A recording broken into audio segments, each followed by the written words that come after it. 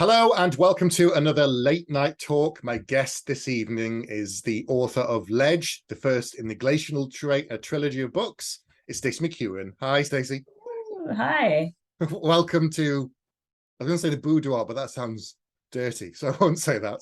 I like it. We should keep it. I'm happy to be here. Started off badly. We'll just keep going. We're starting off strong.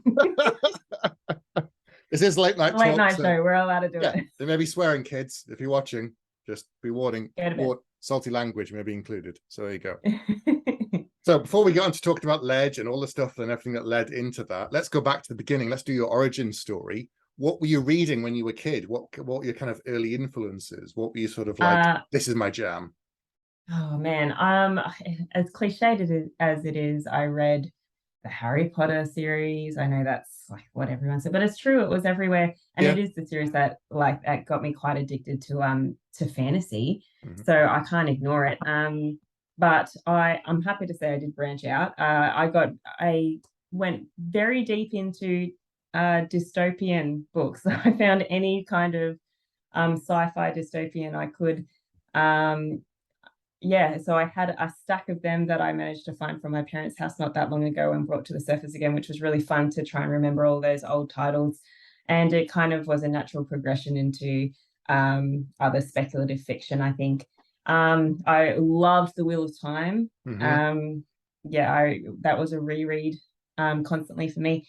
And it's never really stopped. Like I don't like to say grow out of it because fantasy is fantastic for all ages, but I think my taste has slowly evolved in what I like to see in my fantasy books. And I liked reading Brandon Sanderson and those types of things. And eventually I found my way into romantic fantasy as well, because I've got a deep love for the romantic genre. So I found that those two together very much make me happy. So that's sort of my most favorite genre, if I can find like a little sod genre, is romantic fantasy. But I do read in other genres as well, much to many people's surprise. But that's sort of how it all started. Those were the things that I loved reading growing up. And were you always writing as a kid, like writing stories and scribbling and making stuff up?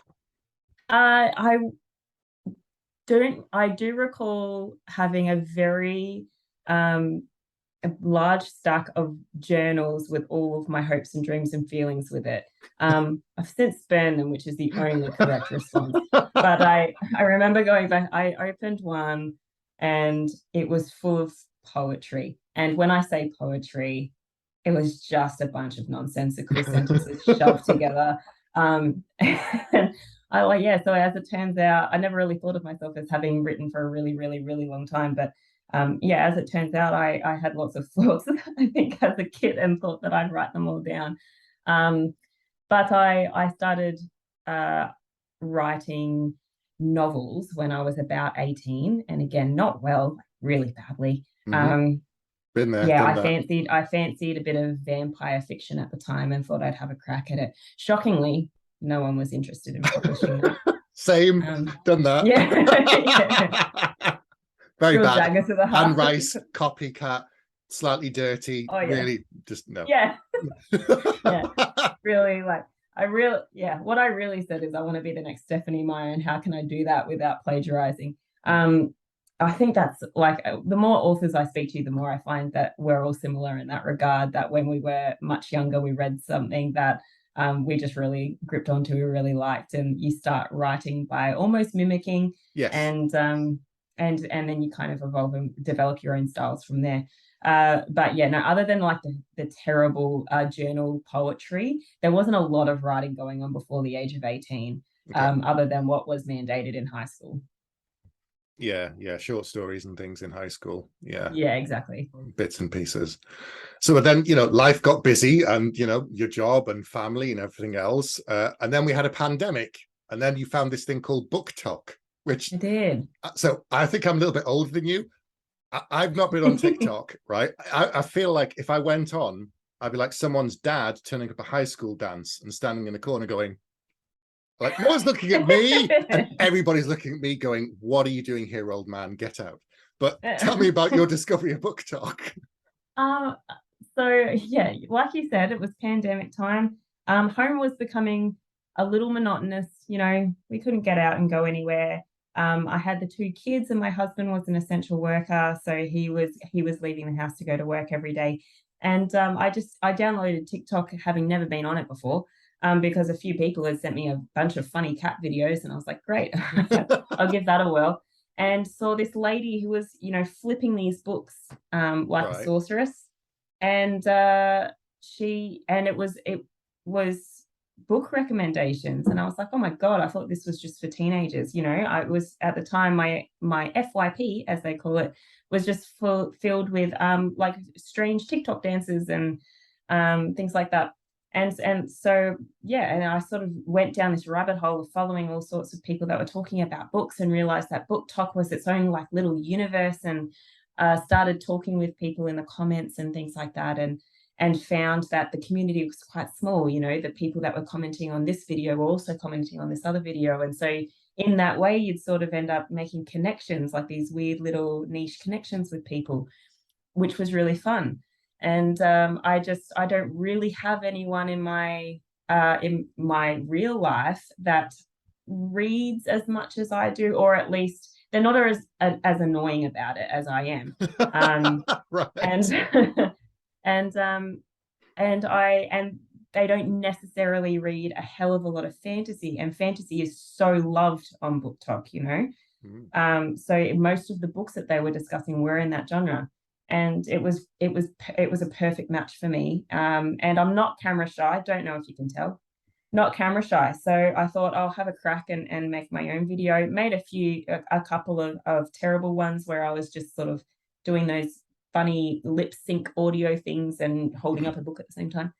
And shockingly, they got no views. I'm still mad about it. And then I got a bit braver, and I used my own voice. And I thought it would be fun to sort of take new adult romance, which is a genre that I had read a lot in as a teenager and as a young adult. And I will probably read a million more of them, but I've always found like it's so funny, the kinds of common themes and cliches and tropes that we find in new adult romance. And new adult romance is almost formulaic in the way that it's written. So, and I'd had this idea of making this TikTok, so I made it. And I remember posting it and thinking, what the hell, no one's going to see it anyway, so like, why not? What do I have to be scared of? And posted it, went to bed, woke up the next morning, and it had hundreds of thousands of views. And I thought, holy shit, one of these views could be my boss. Oh shit. That was my first thought. And I'm a primary school teacher, so that's a problem, you know. And I thought, oh god, like this could be anyone. And my second fear was, am I going to open up the comment section? It's going to be full of romance authors who are mad that I kind of took the piss. So I opened it up very warily, and it was full of romance authors, but they were all very supportive and very, very funny.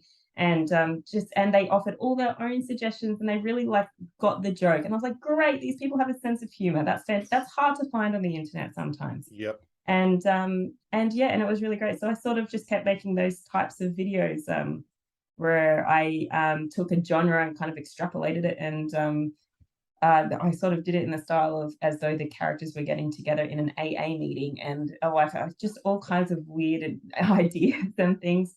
And I neglected to tell my husband that I was doing that. And I think I had about 11,000 followers or something. So it was kind of early days, but the following was starting to creep up a bit, you know, to the point where I thought at some point someone from my real life is going to see it, and they're going to ask Michael about it, and he's going to say, I don't know what the fuck you're talking about. And so just in passing, I was like, hey, just so you know, I'm making videos of myself and putting them on the internet, which, by the way, is not the way that you want to introduce that to your husband. So he wanted to know what kind of videos I was making, shockingly, and I said I was making videos about books, and I had 11,000 followers. And he acted just as shocked as if I'd said I'd opened an OnlyFans page, because he couldn't believe that 11,000 people were listening to me ramble about books. So I showed him a couple of videos, and he was like, well, that's great, but what are you going to do with this following? I said, Nothing. I'm just going to keep making videos and maybe I'll get some free books.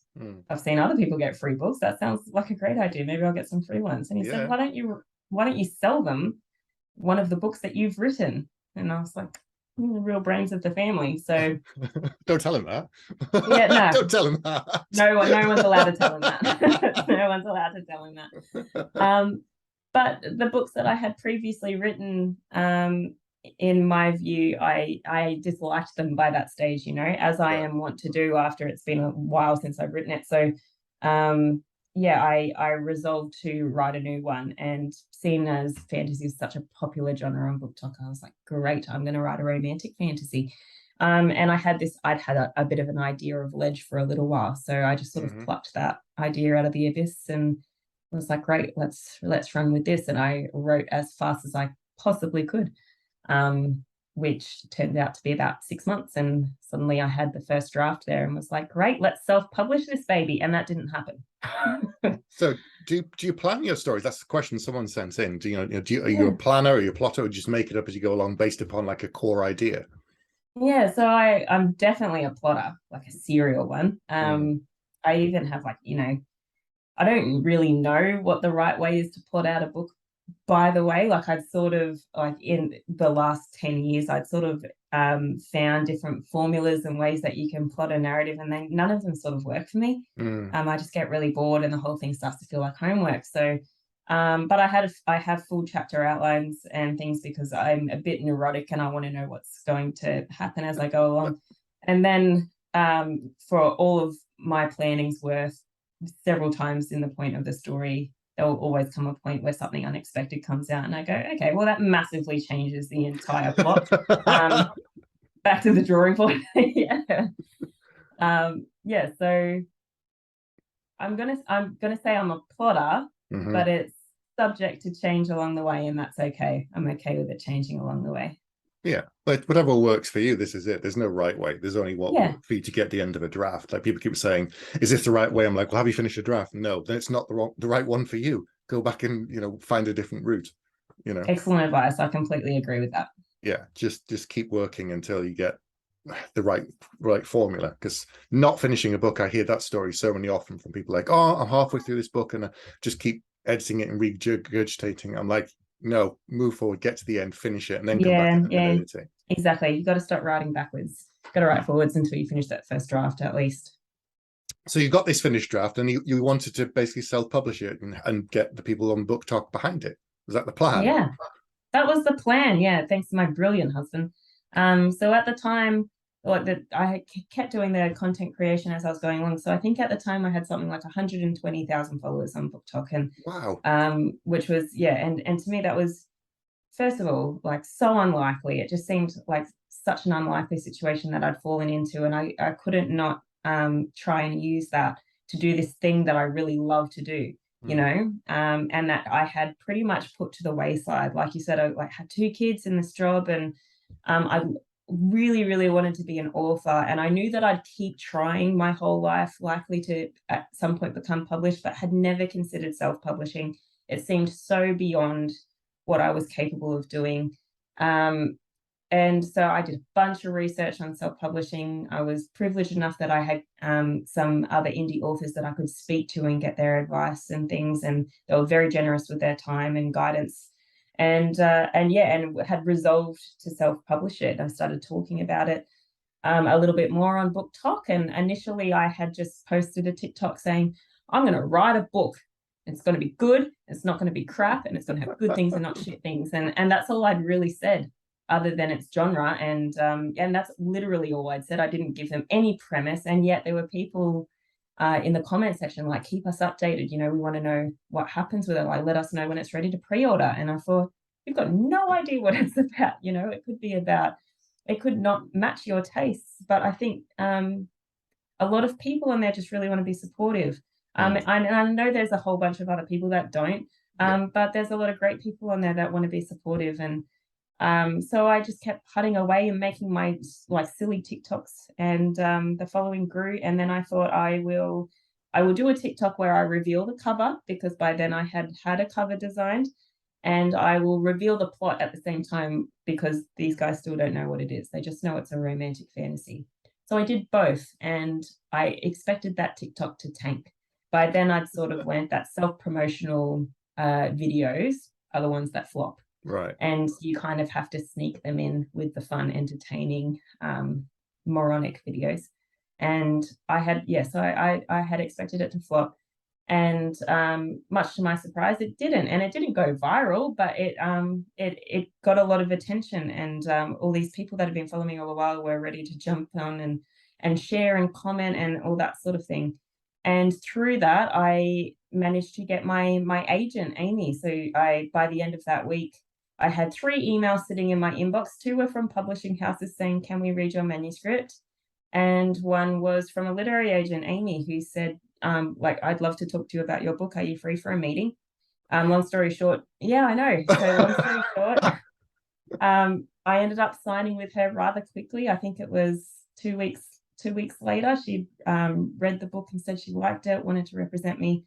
And at the time I said, "Listen, I'm self-publishing this book. It's already up for pre-order, and I'm already starting to accumulate those pre-orders. I've put a ton of work into getting it ready to be self-published. I've paid for editors, I've paid for cover designers, I've put money into this as well." And she was representing me under the idea that she would help me with things like foreign translation rights, and different types of media rights and audiobook deals, things like that. Yeah.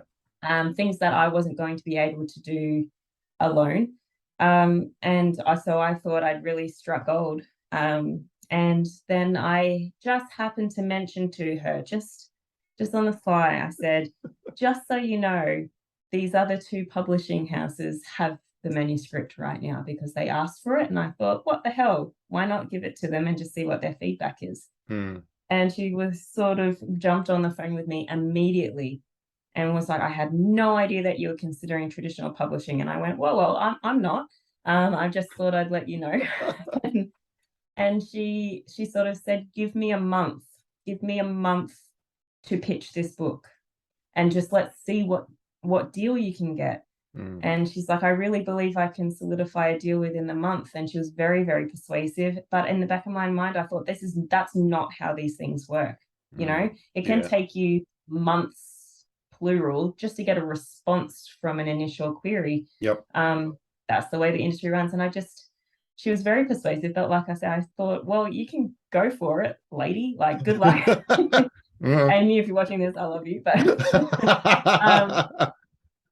but yeah, I thought, what's the harm in trying? But the problem was I did have to push back my own release of the book a month. So I had to sort of get online and saying I'm delaying the release, I'm pushing it back a month, and not tell them why as well, which was really awkward. I just sort of had to say I'm pursuing some possible opportunities. Yeah. Super vague. But yeah, so I gave her that month, and it was right down to the wire, and Angry Robot presented us with a deal, which I took.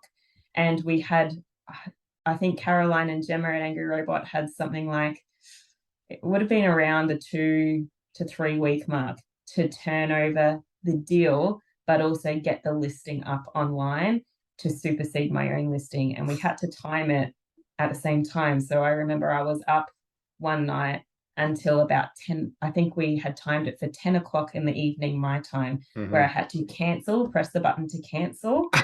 Because as soon as you do that, it sends an automatic email out to everyone that's pre-ordered saying your pre-order's been cancelled and here's your refund, while they uploaded the listing, so that we could also send them some kind of notification to say, just so you know, your pre-order's been cancelled, but you can redo your pre-order, to try and save some of those pre-orders. And it was a mess, to be honest. It was really, really stressful. So in a lot of ways, because this is my first venture into this industry, it felt like a gamble. It felt like I'd put up this book for self-publishing and was already accumulating these pre-orders that I felt like I'd worked really hard for. Yeah. And I had the word of my agent and the word of Angry Robot to say that they could do better. And I sort of had to just take them at their word and hope that they were right, and hope that this whole switching the listings wasn't going to kind of ruin it. And I felt like it was the right thing to do, but at the same time, it felt like there was an inherent risk in that. But it's worked out okay. Good. It's been fine. The community got behind No it regrets. then. Yeah, exactly. They were so supportive, and I had to put out yet another TikTok explaining the old switcheroo. And and there were nothing but kind words and congratulations and things. So that was really heartwarming as well, because I very much expected there be people going, what the hell? I pre-ordered. Yeah. Yeah, there wasn't so much of that. There was another place where they could redo their pre-order. So Angry Robot really did me a solid in working overtime to kind of get that done in such a small time frame. So how's it been working with the team at Angry Robot? And can we just say how awful Caroline is? Just awful. She's the worst. Caroline, I love you. She's the lead Caroline, we love you. This is how lovely she is. On her day off, she sat with me in a warehouse, passing me books so I could sign them. So all day she is. Caroline's jokes aside, Caroline, Gemma, Des, they're the three that I've worked most closely with from Angry Robot. I've just been introduced to a couple more as well, and they are lovely. But Caroline and Gemma and Des are all just wonderful human beings. And I was a bit apprehensive going into all of this stuff because I'd never worked in this capacity before with other people, and it's a very odd feeling just sort of handing this book over to other people to tear to shreds. You give them permission to really pull it apart, and it's quite frightening. But Gemma's she's the head editor at Angry Robot, and she's just amazing. She's the person I took the initial meeting with when I was considering their deal. Yeah. And she was very complimentary, but she just we really clicked, and that was ultimately what helped me decide to go that way as well, because I felt like she'd take care of the book and she'd take care of me. And it's the same with Caroline. You feel very much looked after. They all of them very much have it in mind that we are human beings that have, because you and I have other jobs as well. Yep. You know, unfortunately, this isn't a full-time gig for us right now. Nope. But they seem very wary of us, and I know that they have our best interests at heart. I really can't say enough good things about them to be fair, because it's getting along with them all is no hardship. Yeah, they've been great team to work with, and been really pleased with all of them. Yeah. So now that the book is it's been edited, it's coming out in like days now. Yeah, like a week. When this airs, it won't be. This will come out like the 6th of September. So it's getting very close. In days, it's coming out. Days. Terrifying. Okay. Terrifying indeed. Are you excited though? Or are you like, now that it's now so excited? I'm so excited. I really am. There is a small part of me that wants to take my phone and just throw it into the ocean. Right? Do you ever get that urge? Like, I'm just gonna check out for like a month, and then I'll see where it all settles. Oh yeah. At the end. No, very, very excited, but yeah, just so nervous. I don't know how you guys, as in authors, do this on a regular basis, because it's as fun as it is, it also just feels like it's just the whole build up for it, and the anticipation is a lot. I guess where I am now compared to where I was a year ago, or 2 years ago, is night and day. And I have zero cause to complain, and I'm very, very grateful. So just keeping that in the forefront every time I feel like throwing my phone into a dumpster fire. Pull it back. Remember the origin story. This is it. It's people think it's a long way from journal poetry, you know. Yeah, this is it. Some gains. Yeah, long way from being told off in middle school for writing stories that were not on the syllabus. That's what I had. That's a much sweeter story than my nonsensical ramblings from a heartbroken 11-year-old. Your story's better. Mine was, this isn't what I asked you to write, Stephen. What's all I wanted to write? Don't tell me what I can write and what I can't Exactly. write. You don't tell me what to do. Well, actually, you do, but not today. So let's talk about the story. We haven't talked about it much. I've got to mention that I almost felt like I should have played the intro music that you always play when you're doing your fictional man. That just made me howl every time the little dances you do when you come in and you turn the camera and stuff. And I stopped laughing at that point before you've done anything with Michael. But I've got to remind people that underneath all this author bullshit is just an idiot. Like, but I love it. It's really not that deep up here, you know. Like I realize that I am good with a word or two, but really it's just nonsense up there. So you've read all this romance, and you read, some fantasy romance, and even these weird videos, the funny videos. Did they kind of feed into like what you didn't want to have in your story with the two main characters? Like, I don't want to do that because that's so annoying, that's so irritating. I want it to be like this. I want it to be, strong or not fall into these traps. Was that kind of in your brain when you're writing? Yeah, I did have a moment of neurosis where where I wanted to burn half the book because I thought, oh no, there's some people that don't like the found family trope, and there's some people that don't like when a character gives another character a pet name. But you could do that all day long and you will never fill your book with any substance at all. And I knew that at the end of it all, I hadn't written a book with the idea that I like this trope and I like that part of books and I like that, so I'm going to somehow feed it into the story. I knew I'd written it and it was sort of, it had things that I loved in it, but it also, I tried to make sure that it was in there because it should be in there or it made sense in that part of the story. So I had to stop myself from doing that because I really was driving myself crazy thinking about how the public would perceive it and what people would love that part and what people would hate it. It is impossible to please everyone, and that train of thought will give you nothing in return. So I sort of shut my head off from it, and I was making the fictional man, fictional husband TikTok videos where I was making fun of those tropes a lot as well.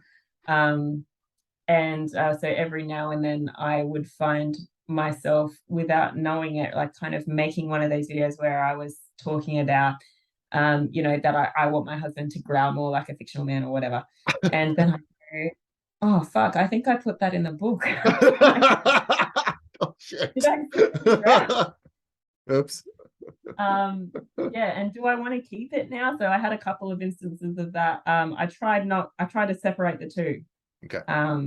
Because I quite quickly could start just ripping out pages of it, but I really don't know what I'd replace them with. I didn't put those things in there just because I thought other people would like it or because they're my favorite parts of books. I sort of just wrote and constructed these scenes, and most of those types of things just sort of happened along the way. And I liked the way that it sounded. And if I was picking up a romantic fantasy, that's kind of what I would like to see at that point in the story. So I just gave myself a little uppercut and then kept it in there anyway. So I listened to Gemma. Yes. If Gemma, our editor at Angry Robot, says it should stay, then it stays. And that's just what it came to. Exactly. Yeah. You got to write the story for you and then see what your editor says afterwards. And then you hide while people review it. Like, that's what I've learned to do. Just don't look at them. No, don't look at the reviews. Do not. It'll just torment you. So for those who have no idea what Ledge is about, can you give us the sort of the pitch for those who want to find out more about it? Yeah, I mean, I'll try. Let's see if I can keep it to like under 10 minutes. Okay. So Ledge, if you haven't worked out by now, is a romantic fantasy, and our main character is named Dawson, and she's a 24-year-old woman who lives in a place called the Ledge, which is this hostile, icy mountain shelf. And she lives there with a bunch of other villagers as prisoner, and it's completely inescapable. On one side is sheer mountain face that is unclimbable, and on the other, it's surrounded by this vast chasm which can't be crossed. And on top of all that, they also have these winged creatures called glacians that actually put those people on the ledge in the first place. and they kind of fly over the chasm at the start of every season and snatch up random people from the ledge, carry them back over the chasm, and those people are never seen again. So our story takes off where Dawson is selected herself. She's the last remaining member of her family. She's very hostile and violent and sort of raised by wolves herself. And she is selected, picked up from the ledge, taken over the chasm, and there our story takes off, and we learn what on earth is going on and why these Galatians have trapped these people on the ledge this entire time in the first place. And under 10 minutes. Yay me. Excellent. Yay me. So the other thing I wanted to mention about the book, which you've already hinted at, is the romance side. And there's a bit of spice, a bit of steam in this book. When you said that, did it take you by surprise? A little bit, yes. Imagine my husband when he came across those things, or my dad. That was worse. That was Has worse. he read? Your dad's read the book? He has, yeah.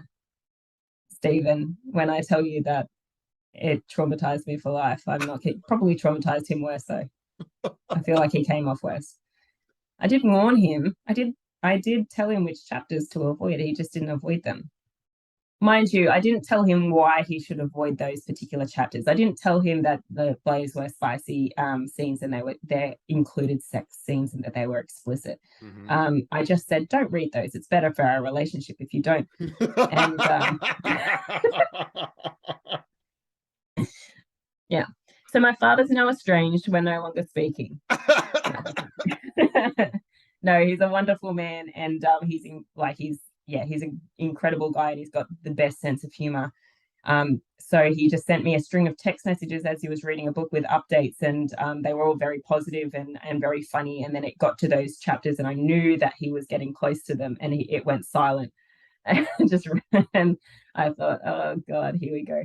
And he finished the entire book and sent me a text message, and it was very lovely and full of praise, and told me that he genuinely liked it. And fantasy is not his genre, let alone romantic fantasy. You know, he reads biographies. But he said, I did genuinely like it, and I thought it was great, and I'm really proud of you. And then in brackets, just at the end, it just said, we won't ever discuss chapters this through this. And I was like, got it. Yeah. My mom doesn't read fantasy. I said, you don't have to read them. No, she says, I'll read your books. And she's read them. We've not talked about any of the adult scenes in the book. We haven't mentioned them. It's never come up in conversation, and we never shall. It's denial and repression is healthy in familial relationships, I think. Yeah. It's like, that's what I'm going with.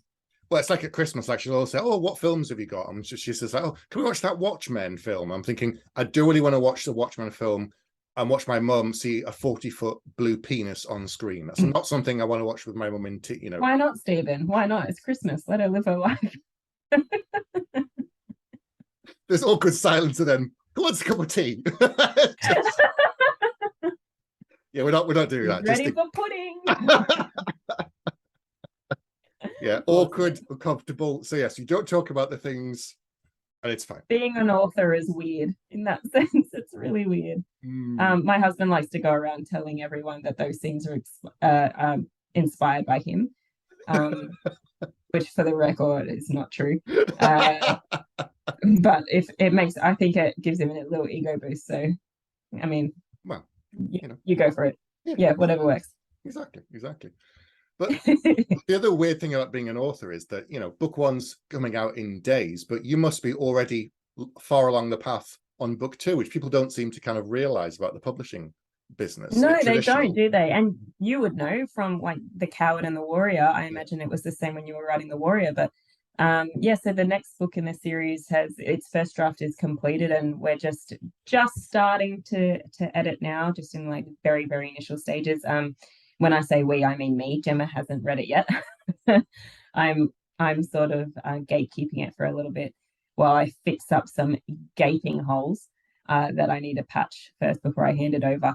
But it's definitely I don't think people realize that. You get sort of the one side of people that go don't really see that there's so much work that goes into editing that we kind of must have it done very early in order for it to be released on time. And the next book is sort of planned for release in September next year, I believe. Okay. That's the tentative date anyway. So yeah, we really need to start the editing process now.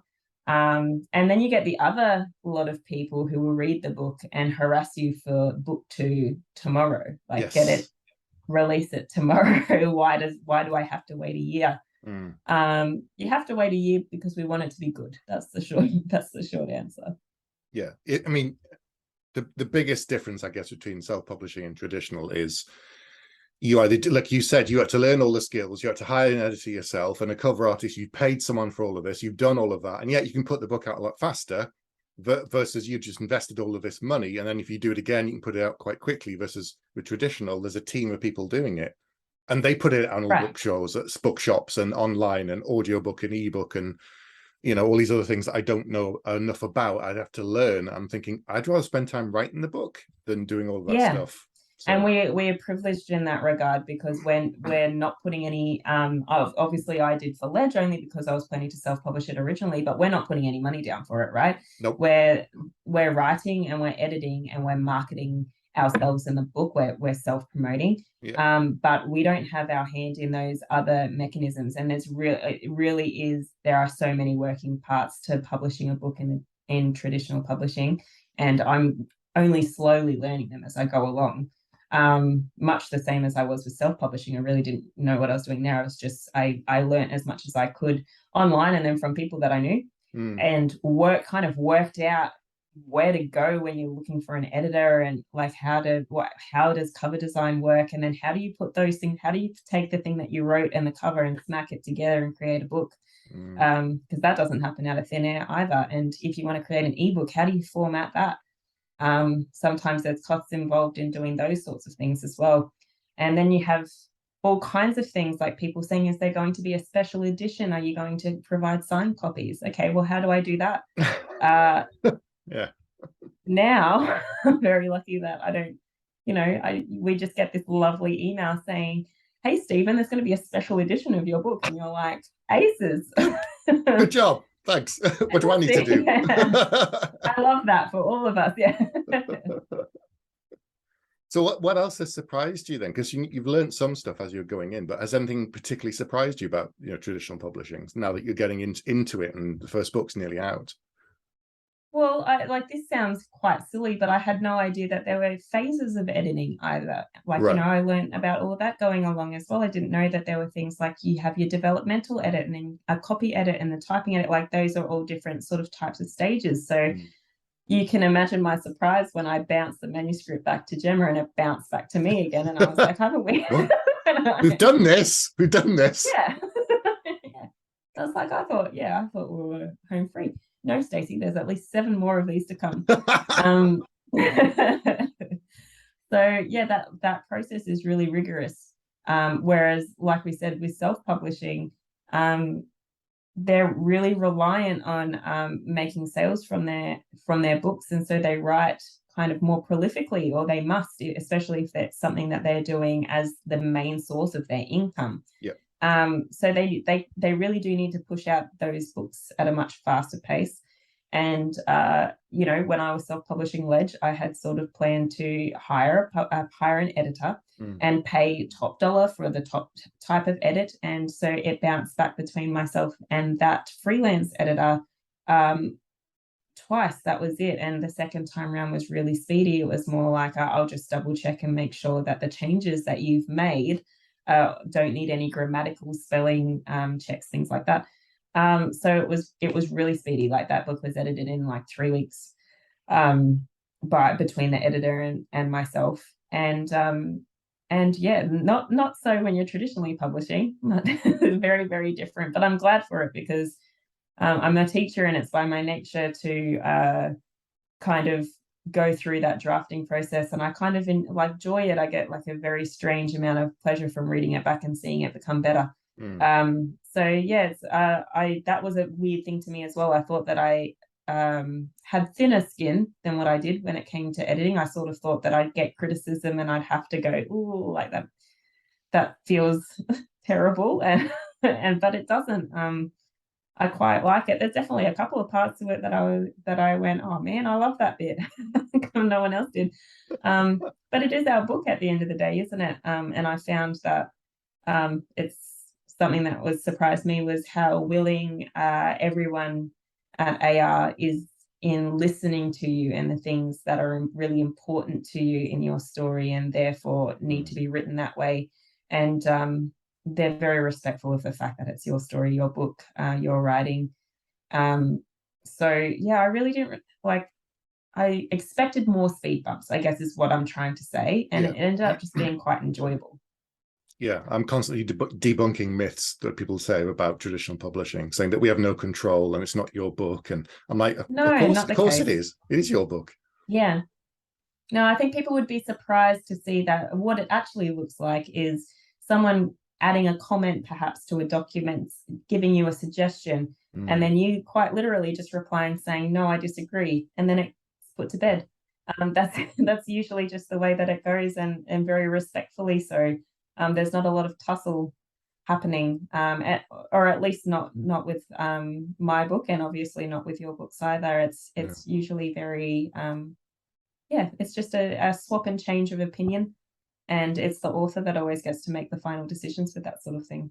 Yeah, I sometimes get questions about things, which makes me look at the story again to say, okay, why did I do this in this moment? And that makes me think, I have to go back and rethink it and maybe tweak it sometimes. Sometimes I already know the answer, but it's just not, I haven't clarified on the page. It's still in my head, but it's not on the page. And you go, oh, it's because of this. And you add a detail and you're like, yeah, that's fine. Now you've told me what it is.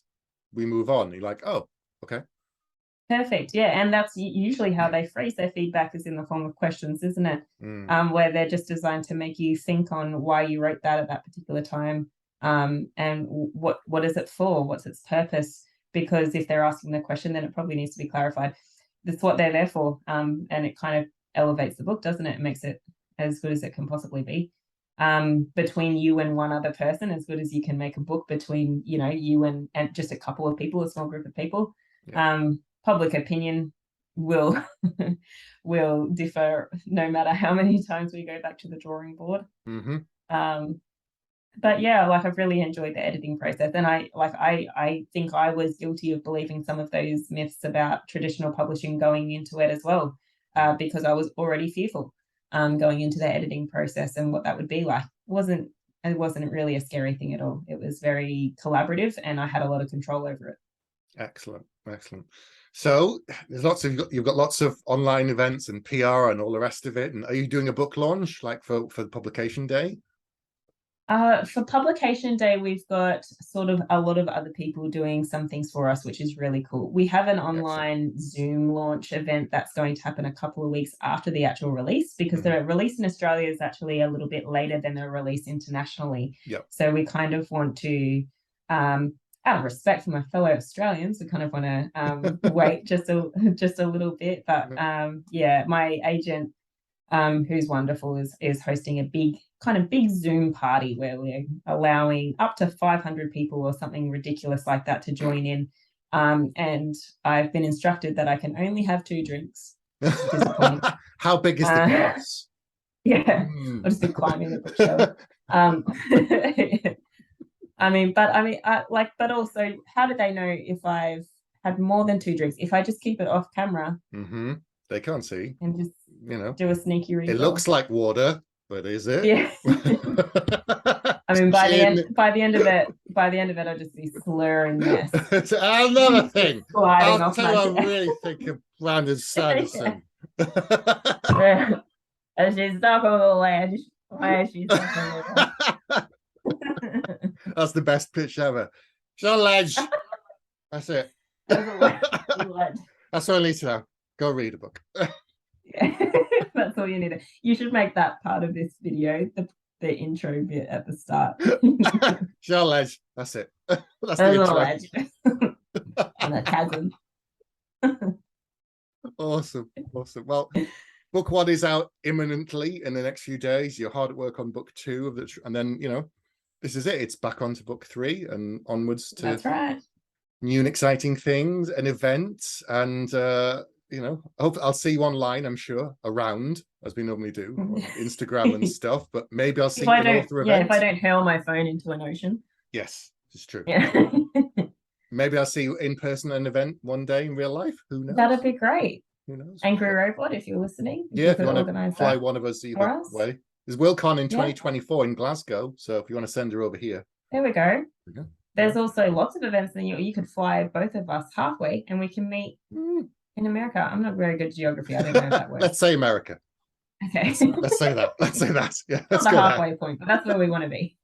Somewhere over there. Okay. Yeah. Well, thanks very much for coming on. Please. Thank you for telling everyone about your journey to being published. Get everyone to go out and buy Ledge. And we'll see you all later. See you later, everyone.